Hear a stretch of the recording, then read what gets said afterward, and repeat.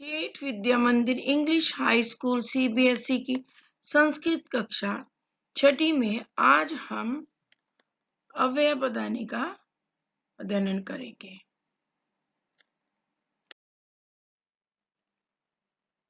अव्यय अव्यय का शाब्दिक अर्थ है जो व्यय ना हो, जो खर्च ना हो।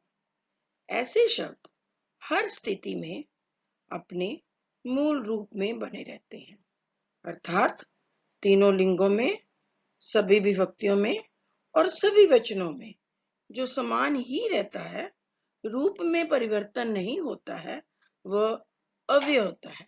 इसका अर्थ यह है कि वे शब्द जो हर स्थिति में अपना मूल रूप में बने रहते हैं, अर्थात तीनों लिंगों में, पुल्लिंग, स्त्रीलिंग, नपुंसकलिंग में, सभी विभक्तियों में, चाहे वो प्रथमा हो, द्वितीय हो, तृतीय हो, और सभी वचन हमारे कौन से हैं?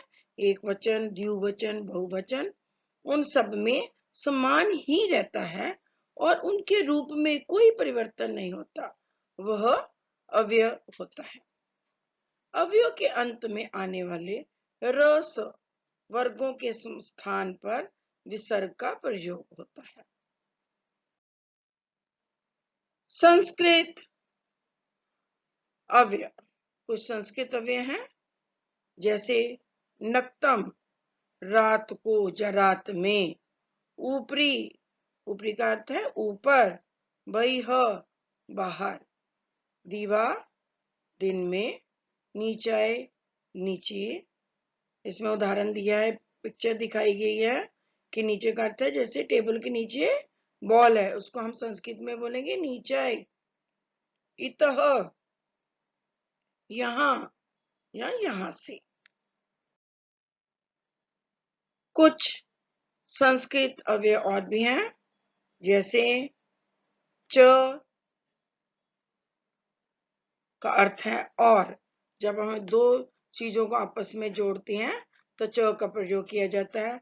अपि, भी, तदा का अर्थ है तब, अधुना, अब, यत्र, यहाँ, अन्यत्र, दूसरी जगह, इव, के समान, यथा, जैसे, एवं, ऐसा, कथम, किस प्रकार, कुतः, कहां से, मिथ्या, झूठ।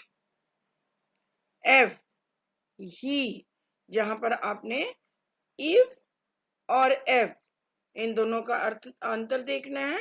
इव का अर्थ होता है के समान और इव का अर्थ होगा ही, तू, तो, यदा, जब, कुत्र, कहां, सर्वत्र, सब जगह, आम, हाँ, जरूर, ऊंचाई, ऊंची आवाज में, रीते, बिना, सिवाय, कदाचित, किसी समय, खलु, निश्चित रूप से, ततः, वहां से, यावत, जब तक, न, नहीं, ही, कदा, कब, तत्र, वहां, अत्र, यहाँ, अधः, नीचे, इदानीम, इस समय, तथा, वैसे, कदापि, कभी भी, किमर्थम, किस लिए, इतः, यहाँ से, त्रही, तब।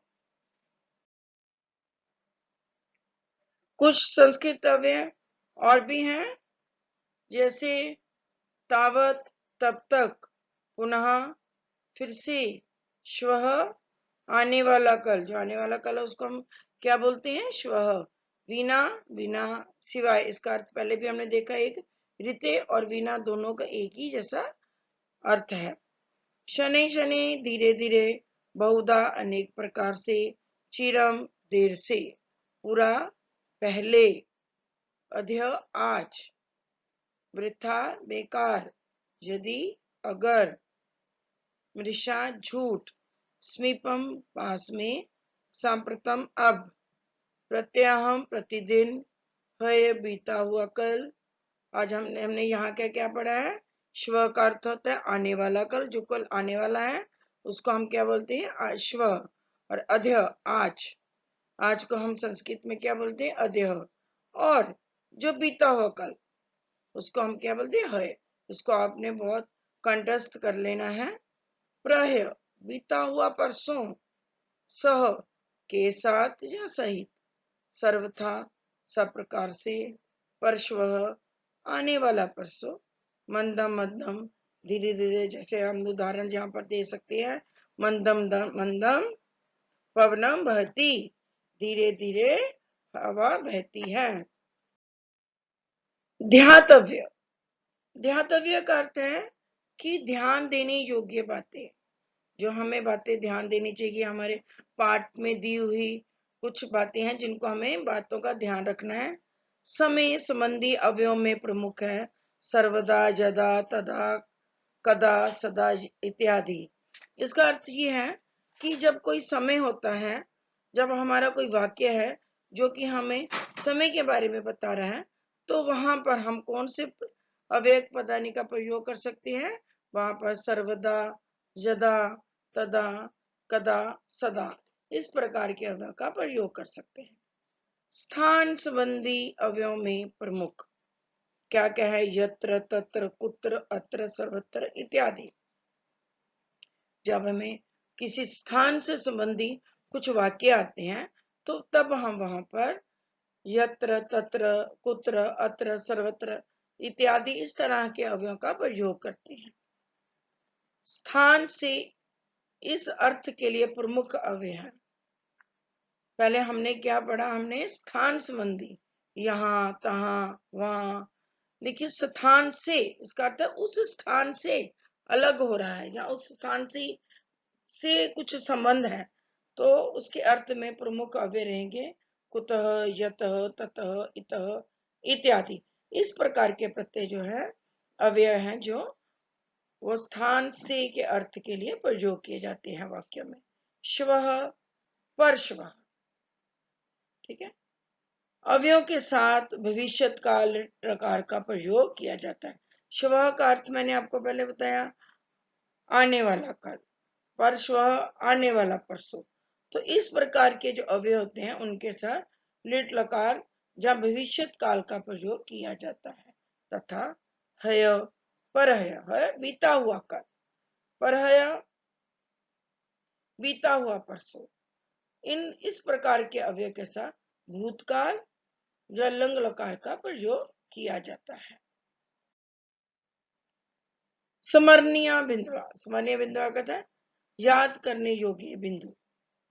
अव्यय के रूप नहीं चलते हैं, अव्यय का कोई रूप नहीं होता। जैसे शब्द का रूप चलता है, ऐसे अव्यय का रूप नहीं। जैसे शब्द का रूप कैसे मानेंगे? बालक शब्द, तो अव्यय का कोई रूप नहीं चलता है। अव्यय हमेशा पद होते हैं, शब्द नहीं। पद और शब्द में दोनों में अंतर होता है। अव्यय हमेशा पद होते हैं, शब्द नहीं होता है।